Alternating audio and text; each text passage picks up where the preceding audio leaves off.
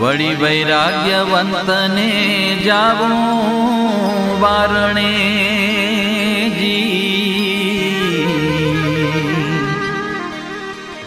તન સુખ ત્યાગ્યા હરિ રાજી કર્યા કારણે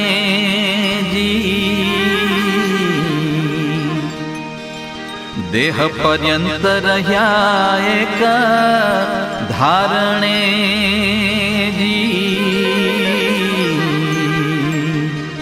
અહમતા મમતા કાઢી જેણે બારણે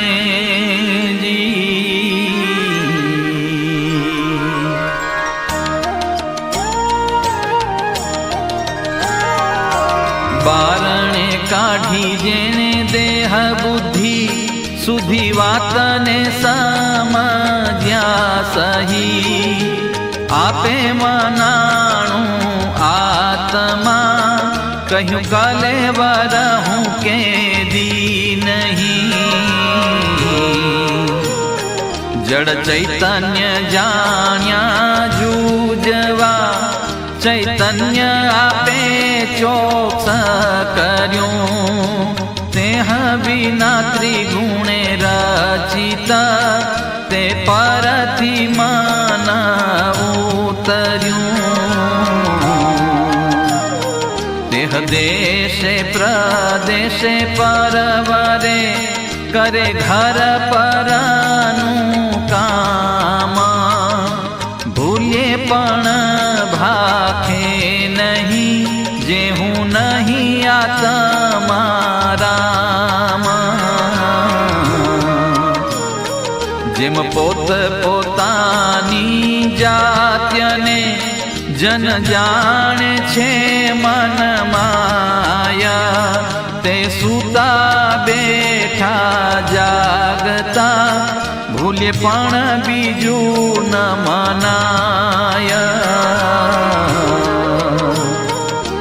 નારી નર નપુંસકપણું વળી વિસરે નહીં કોઈ વિધા તેમ આત્મા રૂપ જાણ્યું આપણું પ્રગટપણું પ્રસિદ્ધ એવી વિગતિ થઈ વૈરાગ્યથી તે ટાળી પણ ટળે નહીં રાત દિવસની રીતિએ સત્ય તે અસત્યમાં ભળે નહીં સત્ય નિત્ય એક નિજ આત્મા અસત્ય દેહાદિક આદ તેમાં નાના મોટા કેને કહીએ એ તો સર્વે સરખી ઊંટલાદ એમ વૈરાગ્યવાનને વર્તે અખંડ એવો વિચાર કેને વખાણે કેને વગોવે દેખે માયિક સુખ એક હારા વખાણે તો વખાણે વળી વિશેષ વૈરાગ્યવંતને નિષ્કુળાનંદ તન સુખ તજી જે ભાજે છે ભગવંતને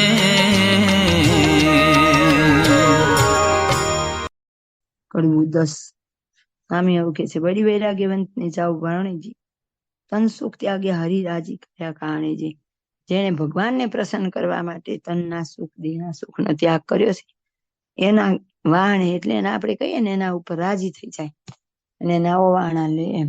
હવે અત્યારે આજના યુગમાં તો દેહ માટે ઘણા બધા એક્ટિવ થઈ ગયા હોય ને સતત સભાનતા જ હોય. આ ખાવાથી આટલી કેલરી થઈ જાય ને આટલાથી આ ફેટ થઈ જાય, આટલું વોકિંગ કરવું જોઈએ ને આ કરવું જોઈએ, એટલે ઘરમાં જીમ વસાવશે. જમવામાં પણ કેટલું બધું ક્યાં ઘરની વસ્તુ સારી હોય નહીં ખાવાની, સુખી ઘરના ડાયટ જ ચાલતા હોય. તો એમ નહીં, ભગવાનને પ્રસન્ન કરવા માટે ત્યાગ કરીએ તો જ ભગવાન રાજી થાય. એમ દેહ પર્યંત રહ્યા એક ધાણી જે અહમ મમતા કાઢી જેને બાવણીજી તો કે આખું જીવન એમનું એક જ સરખું રહે, એમ ઊંચ નીચ, હર્ષોક, માન અપમાન, રાગ દ્વેષ આ બધાથી પર થઈ નિર્લેપ રહીને ભગવાનનું ભજન કરે. અહમ મમતા કાઢી એની બાવણીજી સૌથી પહેલું અંદરથી શું બહાર કાઢવું પડે તો કે અહમ ને મમતા, હું ને મારું, એનો પહેલા ત્યાગ કરતા શીખવું પડે. બાવણી કાઢી જેને દેહ બુદ્ધિ સુધી વાત નહીં સમજાશે, જેને દેહ બુદ્ધિ જતી રહે એને પછી એવું કે વેકેશનમાં મારો છોકરો સેવા કરશે, મારો જ આ કરશે, એ ન થાય. એ આપણે જોઈ લેવાનું કે મારી કેટલી દેહ બુદ્ધિ ક્યાં છે. આપે બનાવવાનું આત્મા કહ્યું ક્લેવર હું કીધી ને એને સુખ આવે દુઃખ આવે દેહમાં. કેટલા એવા ભક્તો થઈ ગયા. ખુદ આત્માનંદ સ્વામી, જીરાવાનંદ સ્વામીના ગુરુ હતા.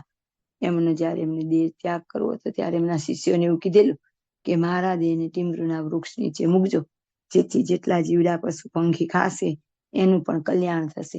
અને ઘણા એવા હોય કે લગભગ રામકૃષ્ણ પરમહંસ એવા હતા કે એમને કેન્સર હતું, ઈયળ બહાર પડી જાય તો લઈને પાછા અંદર મૂકી દે કે એને બિચારીને ખાવા મળે ને મારું શરીર. તો એવા તો આમ બીજા જનરલ નહીં ઘણા એવા થઈ ગયા કે વીણી વીણી ઈયળોને પોતાનો દેહ ખાવા દે. પણ ક્યારે તો કે એને ભગવાનમાં પ્રીતિ હોય તો આ બધું કામ લાગે. તો કે પોતાને આત્મા રૂપ માની, દેહ રૂપ ક્યારેય માની નહીં. જળ ચૈતન્ય જાણ્યા જુજવા ચૈતન્ય આપે ચોક્કસ કર્યું.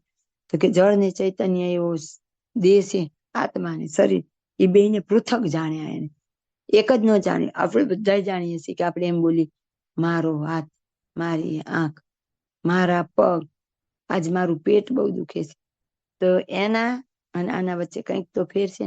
મારો હાથ તો કોનો હાથ? એ આત્મા બોલે છે. તો કે દેહ અને આત્મા, જળ એટલે દેહ, ચૈતન્ય એટલે આત્મા. જાણ્યા જુજવાય બેને પૃથક જાણ્યા. ચૈતન્ય આપે ચોક્કસ કર્યું. પોતાને દેહ નહીં આત્મા બરાબર દ્રઢપણે માની લીધા.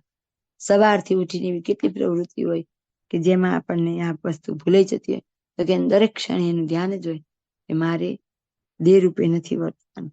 તે વિના ત્રિગુણે રચિત, તે પરથી મન ઉતર્યું.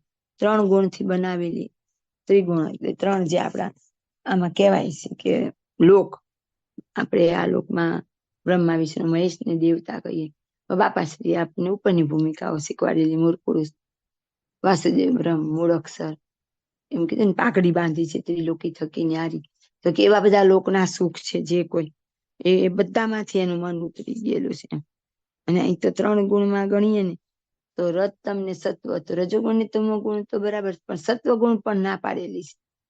શુદ્ધ સત્વ હોય તો જ મલિન સત્વ ગુણની પણ ના પાડેલી છે. તો કે બધાથી પોતાના આત્માને પૃથક જાણે. તે દેશે પ્રદેશે પરવરે, કરે ઘર પરનું કામ. તો કે દેશમાં જાય, વિદેશમાં જાય, ઘરે રે, બહાર જાય, ગમે ત્યાં જાય, પણ જેની અંદર આવી સમજણ સહિતનો વૈરાગ્ય છે એને કાંઈ પણ અસર કરે નહીં. ભૂલે પણ પાખે નહીં, જે હું નહીં આત્મરામ.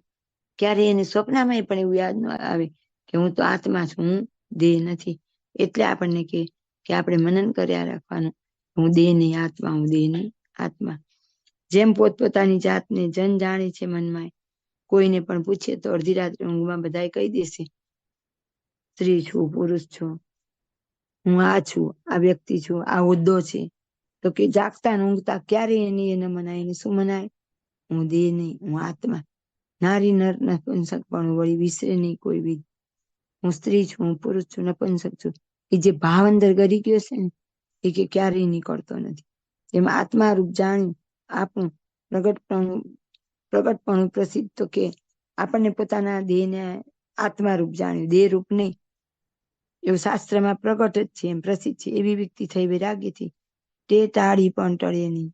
આવી સમજણ વ્યક્તિ એટલે સમજણ, જેને વૈરાગ્યથી એટલે કે સમજણ પૂર્વક આવું સાંખ્ય જ્ઞાન થયું તેને પછી જે જ્ઞાન છે ને એ કોઈનું ટાળ્યું પણ ટળે નહીં તો આપણે બીજાની વાતમાં આવી જઈએ. બાપાએ કીધું ને સાંખ્ય વિચાર 1,00,000 વાર કરે. રાત દિવસની રીતિ એ સત્ય તે અસત્યમાં ભળે નહીં. રાત ને દિવસને ગમે એટલો વિચાર કરીએ, ગમે આપણે કરીએ તો કે રાત ને દિવસ બે ભેગું તો ક્યારેય થતું જ નથી. સત્ય નિત્ય એકની જ આત્મા, અસ્યથી દેહ આદિ 8. તો કે આપણે શું માનીએ? પરમાત્મા છે, એક જ સુખકારી છે, બાકી બધું જ દુઃખકારી છે. તેમાં નાના મોટા કેને કહીએ તે તો સર્વે સરખી ઉંટલાદ. મહારાજ એમ કે છે કે આમાં કોને નાનું કહીએ કોને મોટું કહીએ, બધાની રીત તો એક સરખી જ છે. જેમ આપણે ઊંટની લાજ સરખી હોય એની જેમ એમ વૈરાગ્યવાનને વર્તે અખંડ એવો વિચાર, કેને વખાણે કેને વગોવે, દેખેમાં એક સુખ એકાર. તો કે વૈરાગ્યવાન કેવા હોય એને અખંડ આવો વિચાર રહે કે આ બધું નાશવંત છે, જગતના સુખથી દૂર રહેવાનો પ્રયત્ન કરે એવો એને અખંડ વિચાર રહે, અનુસંધાન એનું રહે જ એમ. અને કોઈ પણ વસ્તુના વખાણ પણ ન થાય, નિંદા પણ ન થાય. વખાણે તો વખાણે વળી વિશેષ વૈરાગ્યવંતને જો એમાં ક્યારેક કે ભૂલથી એ વખાણ કરી દે તો કે ભગવાનના ભક્ત છે, ભગવાનના મુક્ત છે, એ કોના વખાણ કરે? તો કે જે આવી રીતે જીવન જીવે ને વૈરાગ્ય સહિત એના વખાણ કરે. નિષ્કુળાનંદ તન સુખ, ત્યાજી જે ભજે છે ભગવંતને, જે ભગવાનને ભજે છે પણ કેવળ ભગવાનના સુખ સારું રાજી રાખવા કે એમ નહીં, જીવન જરૂરિયાત પ્રમાણે જ વસ્તુ અને એટલું ઓલાથી ચલાવતા શીખવાનું, એ આપણે ક્યારે થાય? તો કે આપણે અંદરથી વાતો સાંભળે નહીં, અંદરથી એવો લગાવ થઈ ગયો એમ, ત્યારે એવી રીતે ભગવાનને ભજે તો ભગવાન એમના ઉપર પ્રસન્ન થાય. જય સ્વામિનારાયણ.